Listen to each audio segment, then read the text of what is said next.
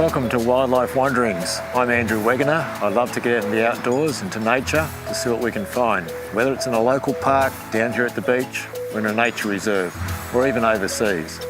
It's great to see what we can find that God's made for us, and we're going to see what we can find down here today at the reef. Let's go and have a look.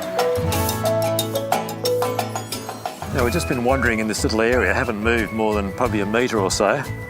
And I've just spotted something in amongst the seaweed, but you've got to look really carefully. This just started to move, otherwise I wouldn't have seen it. Check this out, she's gorgeous. Here we go.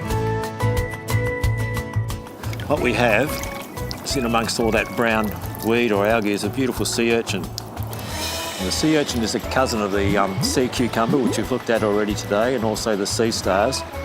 And the sea urchin has got all those sharp spikes or spines on the outside of its body, which it will use to protect itself. And it's probably feeding on this weed at the moment. And when these get washed up on the beach, you have an empty shell, which is called a test, T-E-S-T. But this is a magnificent little specimen. Just see if we can see what it's been doing. It's probably been feeding. This little mouth underneath here, and I'll just carefully take it off and I'll show you. If you're gentle with these, they won't hurt. Just got to be very careful of those beautiful little spines there. There we go. It's what they call a sea urchin, which is a cousin of the sea cucumber and also to the sea stars. It's just a bit bigger than a golf ball in size. There's different species of these. We might find some more in a moment. Now, we've had a little sea urchin friend. We'll just place it back on top of the seaweed here. And we'll just see how quickly it blends back in to its environment. It'll slowly just move its way down into amongst the seaweed and get a bit more protection. Some of the larger seabirds will try to eat them. You can see now some of its little tube feet coming out.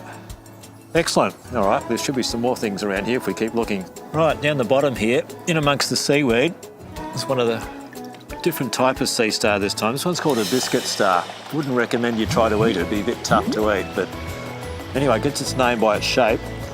Again, the design, the colours on it, you'll never get two the same. And what I'll do, I'll roll this little sea star over and have a look underneath. There's so many different types of species in a small area. If you take the time to look, and sometimes just sitting and waiting, you'll see things moving about, but this one will blend in really well with the seaweed. And again, it's called a biscuit star, so it hasn't got the long tentacles like we saw, or the long arms, I should say, like the brittle star, but it's still a beautiful creature. Very tough. Looks like something's had a bit of a nibble of it there. Maybe a fish has tried to eat it, but it was just too tough for it.